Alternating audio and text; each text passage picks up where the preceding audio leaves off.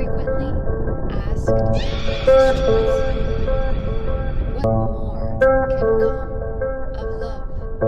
Children, we have sex.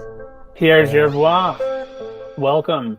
You are a curator this week for MakersPlace, and you did a curation set, an exhibit called Squeaky Clean. What can you tell me about why did you name this curation, this exhibit, Squeaky Clean? Okay, I like the sound of the word squeaky clean. So I'm not a native English speaker, so I work a lot by sound, even without the meaning of the word. So I think it's fun, I think it sounds good, and it also reflects what I wanted to say. So I try with different possible titles that I was really not happy. And I think just the last day before sending you the elements, I was keep doing research and I found this idea and I was like, it sounds nice. I really like the sound of these words. Like a true poet, you had to wait for the sound to be right. Yes. Cool. So what can you tell me? Why is it called Squeaky Clean? I mean, other than it sounding good. So when I joined the crypto ecosystem in mid 2021, and I started to walk in the metaverse, to become a citizen in the metaverse, to try to go in these different environments. Something that really surprised me is how everything is clean, how everything is politically correct. And when we create, and every time men, and I mean, as a human species, are creating a new community, it never goes well in the beginning. There are wars, there are things that are challenging. Things are difficult, and there is blood that is spilled in many cases, sadly, and there is violence. And in the metaverse, everything is super clean, is super politically correct. And so it's not the reflection of the reality. In the reality, you can choose to spit on the floor. You can put your finger in your nose in public, right? If somebody is assaulting you publicly, you're going to bleed. If you punch somebody in the face violently, the person is going to bleed. We go to the bathroom in the real world. But in the metaverse, there is a curious absence of bodily fluids. Everything is absolutely and utterly clean. And also there is no violence at all, because you cannot really hurt somebody in the metaverse. There are some exceptions about hate speech. Well, luckily I've never saw hate speech in the metaverse, and that I'm happy about it. I'm very happy about it, but I know it can exist. But physically, you cannot physically harm somebody. I think the metaverse, so in that regard, the metaverse is not yet an exact replica of our world. It's just an image, and we're very far from the reality. So I wanted to explore artworks that are made to live in the metaverse, NFT, and see which artists try to address this and actually boldly address this issue by showing blood, showing violence, and to see what is violence in the metaverse. How do we translate our violent actual life and environment to this squeaky clean environment? And so I did a lot of research on MakersPlace artists. I spent hours to browse. So that was really, I had this great opportunity to see all the wonderful artworks on MakersPlace. And I ended up with a selection of pieces that specifically address this particular issue. And it was really a great honor for me to do this curation. So thank you for having invited me. And in particular, I really appreciate that I had complete freedom of doing whatever I wanted about the title, about the concept. So I really appreciate this freedom. So thank you, Brady, and thank you to all the MakersPlace team and Jessica in particular. So Jessica, if you watch this video, thank you as well. Yeah, thank you for bringing it to us, and thank you for doing it. And I will say, I think you were among the last people to do a curation before our new search function made its debut. So now you could actually just go to MakersPlace and type in blood, and it's because it's AI powered. It doesn't look for the word blood. It looks for the image of blood, and it will pull that stuff up. So in the future, curating along these lines will be even more fun, because it'll just be less frustrating looking around, like digging around, like who might have like some barf or some poop or some blood that I can put in my curation. You can just search it now. So let's get into the curation. Yes. Let's hopefully I can change slides. Yeah, it works. So we've got Happy Meal by Matt Gondek. So first, I think the title of this piece is hilarious. I'm myself a big fan of McDonald's. So to see the colors, the subversion of the iconic colors of McDonald's with blood. So I'm not sure this artwork is approved by the McDonald's Corporation. Probably not.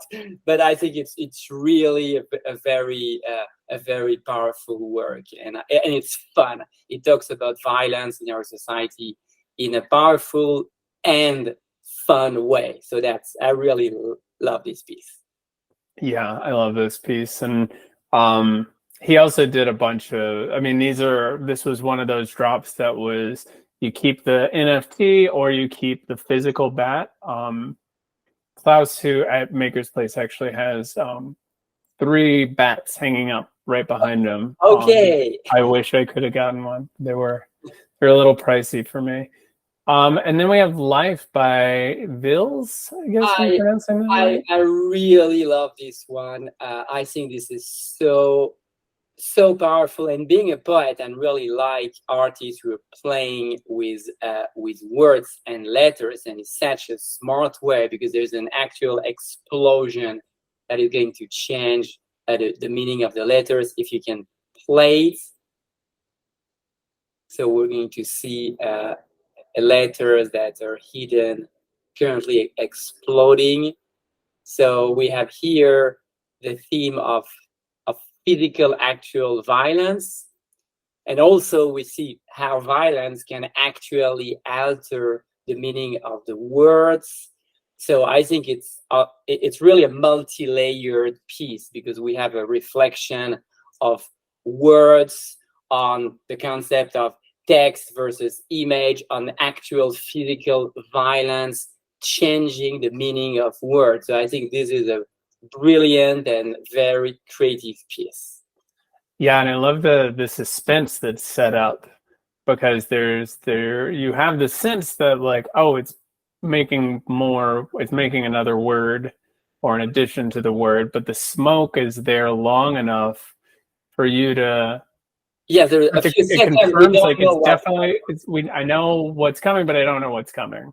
So you like lean in of like, what's the word gonna be? I love this piece, absolutely. This is one of those things that I see and I'm like, what would the experience of like having this on your wall 24/7 be like? It's just that's an interesting, a great piece to have on a big screen in your living room. Oh, didn't mean to do that. Here we are. Who wouldn't be happy in a kitchen like mine by Dream Cult? It's I really love the colors, the palette, and the blood stain of the floor. I think it's pretty like self-explanatory artwork, and really you feel nostalgia for a past that might be in a middle class house in the 1950s, the 1960s, with this mysterious blood stain, or maybe it's just tomato sauce stain. Maybe somebody did spaghetti and the tomato sauce fell on the floor. We don't know because we don't see any body or any weapons. So we have a very quiet representation of the middle class happiness and the image of violence through blood. And I think it's well made, very well made. Yeah, and good Barbie vibes. I still haven't seen the movie, but that's what I was thinking of. I saw just an email this morning about like AI prompts, and there's a bunch of prompts about how to get the Barbie dream house look. And I'm looking Oh yes, at it, and it's like, wow, this is like the demented Barbie dream house. I love it. And then more blood.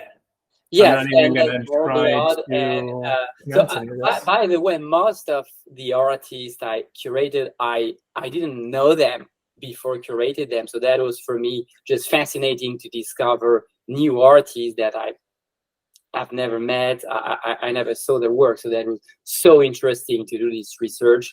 And I found the work of this artist. I think she's from Iran, and she was addressing the condition of women in Iran and all the violence they're subjected to.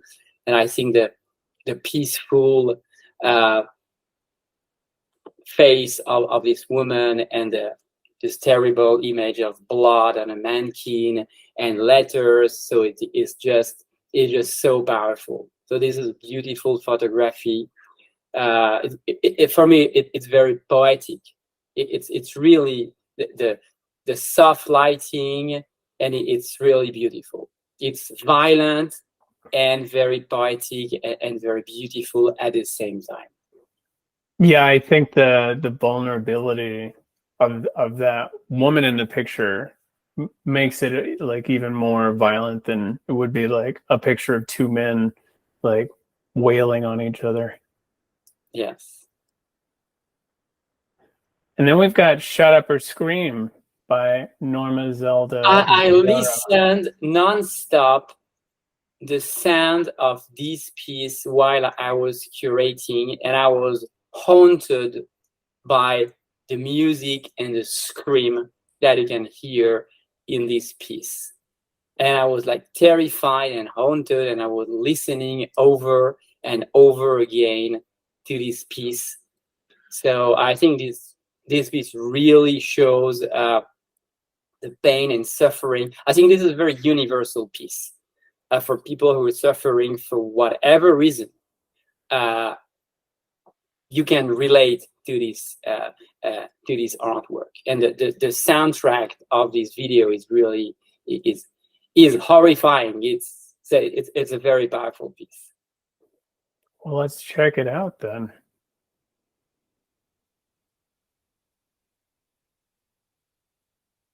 I don't have the sound. I don't know if we have the sound, but I definitely. You're not hearing it? No, I don't have the sound. But I definitely encourage everybody to check out on MakersPlace this artwork and just listen to the sound. It makes a very, very dramatic and powerful effect. Yeah, all the more reason for people to go and check out the exhibit itself. I'm hearing it in my headphones, so maybe, yeah, we'll figure that out. Technical difficulties this first time out. Well, this is a bummer that there's no sound, because people are really going to have to go check out the exhibit. MakersPlace, the artwork, because you cannot experience this. And yeah, it's the same thing with this piece by Maria Caballero. So it's the only artist that I personally know. So she's a wonderful and extremely talented poet and writer. She's truly amazing. And what I like in so there is no representation of blood in this particular piece, yet it's an incredibly powerful piece of poetry about life inside a home, and the way it's written you can see and feel the drama, the tragedy, and the violence that is in between the lines. So it never shows actual acts of violence, but you can feel suffering that is never expressed in a direct way. But if you read this piece and listen to the voice of Maria Caballero reading it beautifully, you're definitely going to feel the tragedy of what is happening inside a home. So it also addresses violence and condition of women. So and it's done in a very subtle way. So I think it had to be in this curation. Yeah, because it's as violent as the other pieces depicting blood, but it's done in a very subtle way. Yeah, this was the first piece I had seen from Anna Maria, and was just like, I need to know more about this person. And so she's on our podcast. But yeah, this piece is this was the piece that did not surprise me that it made it onto your curation. Oh. And this one also for me addressed the condition of women, and I mean, I guess it's an AI generated piece. I'm not 100% sure, but I believe, if I remember well, there was some AI involved in this piece, and it's really the situation of women who might not have freedom when they're at home, and so it's a topic that men generally don't address a lot. I mean, I see that generally, like, women are talking about issues that violence inside a home for women, but I think it's a role also of men to address that. And I think this piece is going to make us, men and women, think about the condition of women and how they might suffer because of violence that they might be the victim of in their homes. Yeah, this is a beautiful piece. I'm pretty sure, I mean, it has that Mid-Journey V3 vibe, but it's just absolutely beautiful. I love the kind of fade effect, kind of almost like it's some sort of anamorphic lens where it's got this kind of side blur. Yeah, I love the side blur effect, like a VHS or Super 8 effect. Yeah, really works well. And then we've got this is the last piece of the curation. And this is a brilliant piece. It is extremely brutal and violent, and I guess it makes me extremely uncomfortable as a man. I think this piece is going to make all guys very uncomfortable because it addresses a very very horrific issue about violence made to women. And so I mean, this is a piece that is made to make us uncomfortable, to make guys uncomfortable, and to make us think about the tragic condition of women in some countries. So when a piece makes you extremely uncomfortable, you can say that's a very powerful artwork. Yeah, 100%. Yeah, it took me a couple of viewings before I noticed that was a tampon and not a bullet. And then I was like, oh, that makes a lot of sense of why this piece exists. And it is, yeah, very powerful.